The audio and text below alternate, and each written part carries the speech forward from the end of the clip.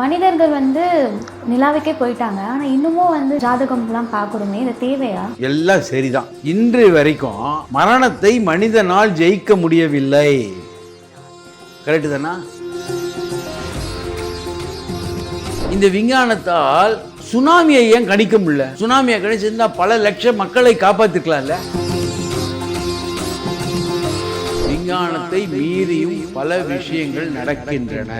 அப்படி பார்த்தோன்னா நிறைய பேருக்கு வந்து ஜாதகம் பார்க்கறது அதே மாதிரி நடக்கிறது இல்லைங்களே. அல்லாத நிறைய பேருக்கு இப்போ நம்பிக்கையே இல்லாமல் போயிடுச்சு. ஜோதிடர்கள் தவறு செய்கிறார்களே தவிர ஜோதிடம் தவறாகாது.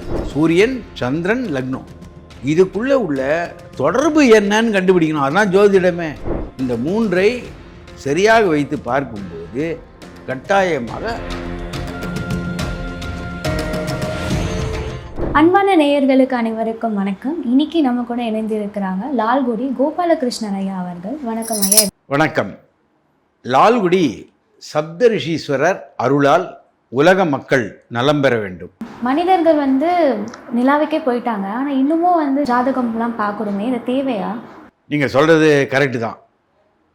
நிலவுக்கு போயிட்டோம், பலவிதமான நோய்களை எல்லாம் எதிர்த்து மருத்துவர்கள் வென்று விட்டார்கள். எல்லாம் சரிதான். ஆனால் இன்று வரைக்கும் மரணத்தை மனிதனால் ஜெயிக்க முடியவில்லை. கரெக்டு தானா? எவ்வளோ வேணால் பணம் காசு இருக்கட்டும், செல்வாக்கு இருக்கட்டும், மரணத்தை ஜெயித்தவர்கள் யாராவது இருக்காங்களா? இல்லை. அப்போது மரணத்துக்கு மண்டியிடுவது தான் நம்ம வேலையே. ரைட்டா? மருத்துவ உலகம் அதிகமாக முன்னுக்கு வந்துடுது. ஆனால் மரணத்தை ஜெயிக்க முடிஞ்சுதா? முடியல. மருத்துவர்களால் இன்னி வரைக்கும் எதில் வளர்ச்சி அடைந்திருக்காருன்னா மரணத்துக்கு காரணத்தை சொல்கிறாங்க. கரெக்டாக இவர் அதில் போனார், இவர் இதில் போனார், இதுதான் சொல்ல முடியுமே தவிர மரணத்தை தவிர்க்கவோ தடுக்கவோ முடியாது. ஒரு முக்கியமான மருத்துவர் பேசுகிறார். அதாவது மருத்துவத்துறையில் இருந்த மருத்துவரே, வேணும்னா நாளைக்கு சாகிறவனை இன்றைக்கே சாகடிக்க முடியுமே தவிர இன்றைக்கி சாகிறவனை நாளை வரைக்கும் இழுத்துன்னு போக முடியாது. இதுதான் மருத்துவ உலகம். புரியுதா உங்களுக்கு? இப்போ கூட ஒரு பெரிய விஞ்ஞானியை வெளியில் வந்து அனுப்பிவிட்டு, அதை ஸ்பேஸ் ஸ்டேஷன்னு சொல்கிறது, ஒரு செயற்கைக்கோள் மாதிரி ஒன்றுத்தில் அனுப்பிட்டு அவர்கள் திரும்பி வர முடியாதபடி ஆயிடுச்சு. 1 வருட காலம். சுனிதா வில்லியம்ஸ். கரெக்டு தானா? அப்போது விஞ்ஞானம் இவ்வளவு கணக்கு போட்டது, அந்த அம்மாவை ஏன் வந்து குறித்த நேரத்தில் பூமிக்கு கொண்டு வர முடியவில்லை? கரெக்டு தானா? எவ்வளவு கணக்கு போட்டிருப்பாங்க. எவ்வளவு விஞ்ஞானிகள் உட்கார்ந்து இரவு பகலாக உழைத்திருப்பார்கள். அப்போது விஞ்ஞானத்தை மீறியும் பல விஷயங்கள் நடக்கின்றன. விஞ்ஞானம் தான் இருக்கு இல்லையா? இந்த விஞ்ஞானத்தால் சுனாமியை ஏன் கணிக்க முடியல? கரெக்டா? சுனாமியை கணிச்சிருந்தா பல லட்சம் மக்களை காப்பாற்றிருக்கலாம்ல. ஒரு விஞ்ஞானத்துடைய வேலையே மக்களை காப்பாற்றுறது தானே. வேறு எதுக்கு விஞ்ஞானம்? அப்போ சுனாமியில் நம்மளை காப்பாற்ற முடியல, பூகம்பத்தில் நம்ம காப்பாற்ற முடியல, மழை வருமா வராதான்றதை சொல்ல முடியல. புரியுதா உங்களுக்கு? சாதாரண ஒரு மயிலும் தும்பியும் சொல்லக்கூடிய அறிகுறியை கூட ஒரு விஞ்ஞானியால் சொல்ல முடியல. மழை வரதா, மயில் ஆடுது, தும்பி பறக்குது. புரியுதா உங்களுக்கு? இது சாதாரணமாக இருக்கிறது. இதையும் தவிர பஞ்சாங்கத்திலேயாவது மழை வரும்னு சொன்னால் மழை வருது. ஆனால் விஞ்ஞானிகள் மழை வரும்னு சொன்னால் அன்றைக்கின்னு பார்த்து மழை வராது. இதை கடைசி நேரத்தில் கீழே விழுந்தாலும் மீசையில் மண் ஒட்டலை மாதிரி, அதுக்கு நாங்கள் என்ன பண்ணுறது, காற்று தசை மாறிடுச்சுன்றாங்க. அந்த காற்று தசை மாறுவதையும் நீ சொல்லணும். புரியுதா உங்களுக்கு? பஞ்சாங்கத்தில் மழை வரும்னு சொன்னால் வருது. புரியுதா உங்களுக்கு? காலங்களில் எப்படி எப்படி மாற்றங்கள் வரும்னு பஞ்சாங்கம் சொல்கிறது, அது நடக்கிறது. இந்த பஞ்சாங்கங்களுக்கு 300 கம்ப்யூட்டரும் ஒரு 30 சேட்டலைட்டும் கிடையாது. எதுவுமே இல்லாமல் கணிதத்திலேயே சொல்கிறாங்க இது எது நிகழும்னு. புரியுதா உங்களுக்கு? அப்போது பஞ்சாங்கம், ஜாதகம், இந்த ஜோதிடம் இது மேன்மையான விஷயம். சில நேரங்களில் ஜோதிடர்கள் தவறு செய்கிறார்களே தவிர ஜோதிடம் தவறாகாது. புரியுதா உங்களுக்கு? அப்படி பார்த்தோம்னா இப்போ தேர்தலில் வந்து நான் இவங்க ஜெயிப்பாங்க அவங்க ஜெயிப்பாங்கன்னு நிறைய இருந்தது. ஆனால் கடைசியில் வந்து வேற ஒருத்தர் தான் ஜெயிச்சாரு. ஸோ இது வந்து பார்த்தோன்னா ஜோதிடமும் தவறாக தானே ஆயிடுச்சு. இல்லை, அதாவது ஜோதிடம் தவறு இல்லை. இப்போது நான் மார்ச் மாதம் இவர் தான் ஆட்சிக்கு வருவார்னு சொல்லிட்டேன் ஊடகங்களில். புரியுதா உங்களுக்கு? பல ஊடகத்தில் சொல்லிட்டேன். அதாவது கூட்டணி ஆட்சி தான் வரும், தொங்கு சட்டமன்றம் தான் வரும், இவர் தான் இப்போ இருக்கக்கூடிய முதல்வர் தான் வருவார்னு நான் மார்ச் மாதம் சொல்லிட்டேன். காரணம் என்னென்னா, ஜோதிடர்கள் தவறு செய்யலாம், ஆனால் ஜோதிடம் தவறாகாது. அந்த ஜோதிடத்தை அடிப்படையோடு படிக்கும்போது கட்டாயமாக நல்ல பலன்களை சொல்ல முடியும். இந்த ஜோதிடத்தை முழு மனதோடு எடுத்துக்கொள்ளாமல், அதாவது ஒரு கதை சொல்லுவாங்க, குருடர்கள் யானையை தடவி பார்த்தா மாதிரின்னு.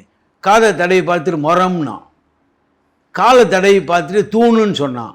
அவனுக்கு தெரியாது யானையுடைய கால்னு. புரியுது அவனுக்கு? இதுபோல் ஜோதிடத்தை சரியாக பார்த்தா அதில் பல விஷயங்கள் இருக்குது.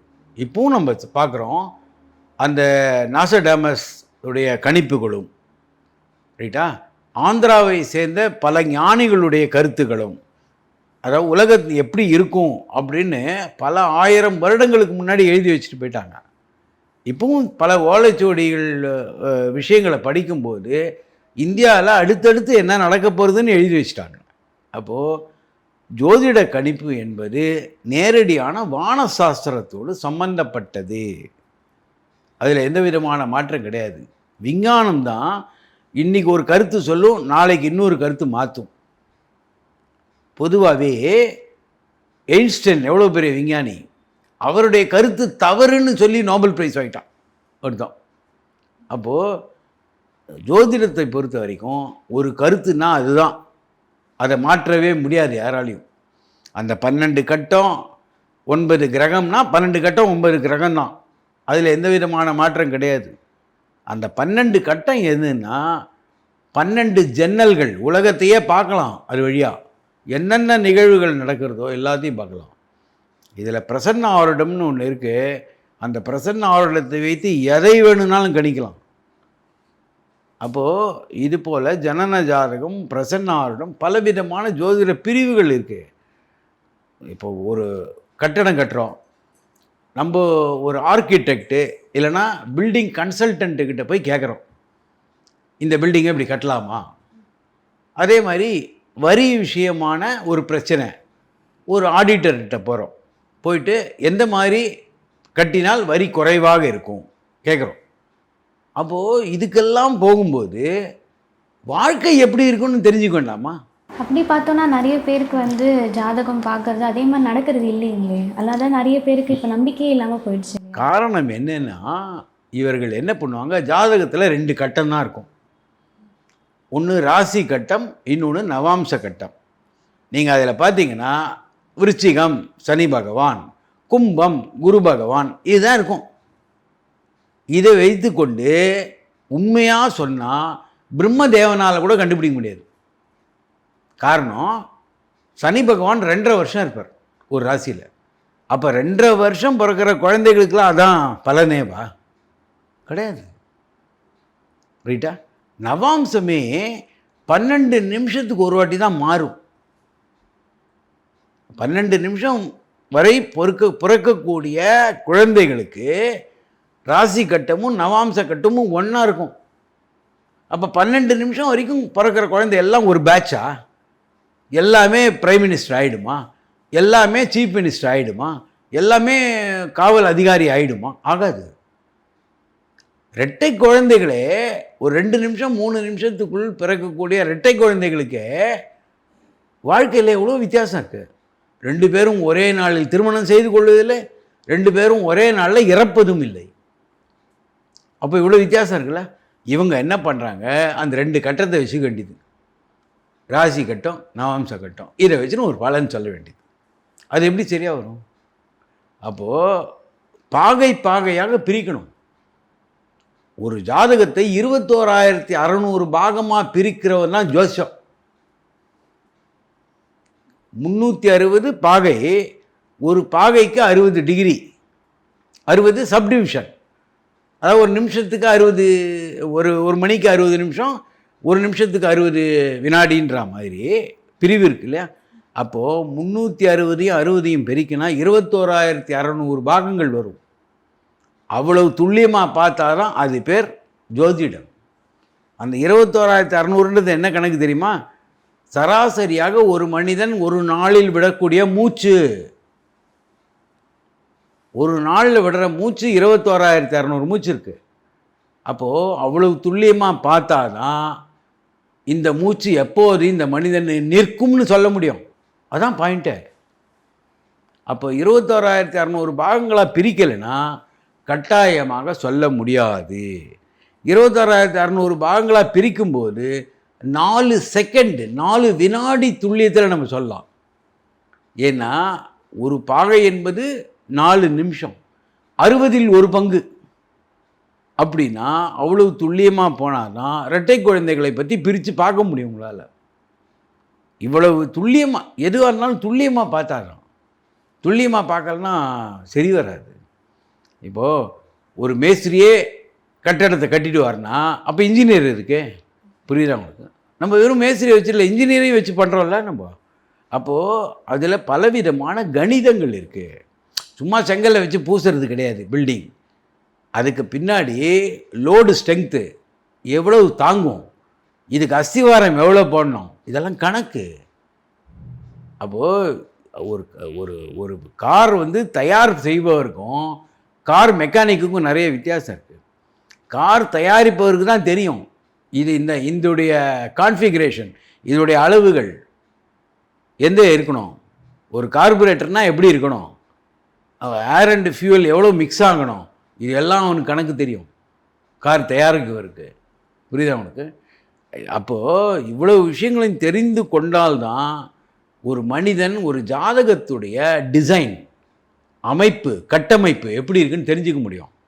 அப்படி இல்லாமல் வெறுமனை அதை பிரித்து போட்டு பார்த்தா ஒன்றுமே தெரியாது. அப்போ இவ்வளவு நுணுக்கமாக பார்க்கக்கூடிய ஆட்கள் குறைந்து விட்டார்கள்னு சொல்ல நான் ஒத்துக்கிறேன். அந்த அளவுக்கு நுணுக்கமாக பார்க்குறதுல அந்த அளவுக்கு மக்களுக்கு பொறுமையும் இல்லை. எல்லாருமே ஒரு காபி சாப்பிட்ற நேரத்தில் ஜாதகம் பார்த்துக்கணுன்னு நினைக்கிறாங்க. அது முடியாது, யாராலையும் முடியாது. ஏன்னா 16 விதமான வர்க்கங்கள் இருக்குது. நாடி அம்சம்னு ஒன்று இருக்குது. நாடி அம்சம்னா ஒரு ராசியை 150 பாகமாக பிரிக்கிறது. 30 டிகிரியை 150 பாகமாக பிரிக்கணும். அப்போ என்னாகும், ரொம்ப துல்லியமான விஷயங்கள் கிடைக்கும். அந்த நாடி அம்சம் சரராசிக்கு எப்படி இருக்கும், ஸ்திரராசிக்கு எப்படி இருக்கும், இந்த பிரிவுகள்லாம் இருக்குது. உபயராசிக்கு எப்படி இருக்கும், இந்த நாடி அம்சத்தை வைத்து கணிக்கப்படுவது தான் நாடி ஜோதிடம். இவ்வளவு நுண்ணியமாக போய் ஒரு ஜாதகத்தை எடுத்தால் குறைந்தபட்சம் 1 நாள்லேருந்து 2 நாள் ஆகும். காரணம், பிறந்த நேரத்தை திருத்துறதுக்கே டைம் ஆகும். இப்போ நீங்கள் சொல்கிறீங்க 12:15 பிறந்தீங்கன்னு வச்சுக்கோங்க. 12:15 தான் பிறந்தீங்களான்னு உங்களுக்கும் தெரியாது, யாருக்குமே தெரியாது. 12:14 பிறந்திருக்கலாம், 12:16 பிறந்திருக்கலாம். ஏன்னா அந்த மருத்துவமனையில் இருக்கக்கூடிய கடிகாரம் சரியான நேரத்தை காட்டியதான்னு உங்களுக்கும் தெரியாது, யாருக்குமே உங்கள் பெற்றோருக்கும் தெரியாது. அப்போது திருமண நாளோ இல்லை முக்கியமான நாளையோ வைத்துக்கொண்டு இந்த நேரத்தில் பிறந்தவர் இந்த நேரத்தில் திருமணம் நடந்திருக்குமான்னு ஒரு கணக்கு இருக்குது. இல்லை யாராவது மரணம் அடைந்திருக்கிறார் குடும்பத்தில் வச்சுக்கோங்க, இந்த நேரத்தில் பிறந்தவருடைய தாத்தா இல்லைனா யாரோ இந்த நேரத்தில் இறந்தவரான்னு கணக்கு இருக்குது. இப்போ இந்த கணக்கை வைத்து கொண்டு தான் பிறந்த நேரத்தை சரி பண்ண வேண்டும். பெரும்பாலானால் பிறந்த நேரத்தை சரியே பண்ணுறதில்ல. நீங்கள் என்ன ஜாதகம் கொடுக்குறாங்களோ அப்படியே பார்த்து வேண்டியது. அப்போ பிறந்த நேரமே தப்புனா லக்னமே தப்பாகும், லக்னமே தப்புனா தலைவிதியே போச்சு. இவ்வளவு நுணுக்கமான விஷயங்களுக்கு கொடுப்பவருக்கு பொறுமை வேணும், பார்ப்பவருக்கு நுணுக்கம் வேணும். இதுதான் நடைமுறையில் உள்ள சிக்கல். இதெல்லாம் சரி பண்ணி கொண்டு பார்த்தா கட்டாயமாக துல்லியமான பலன்கள், வரக்கூடியதை எப்படி தடுப்பது, ஓரளவுக்கு இது எல்லாத்தையும் பார்க்கணும். உண்மையிலேயே எச்சரிக்கை கொடுப்பது தான் ஜோதிடத்தின் அடிப்படையே.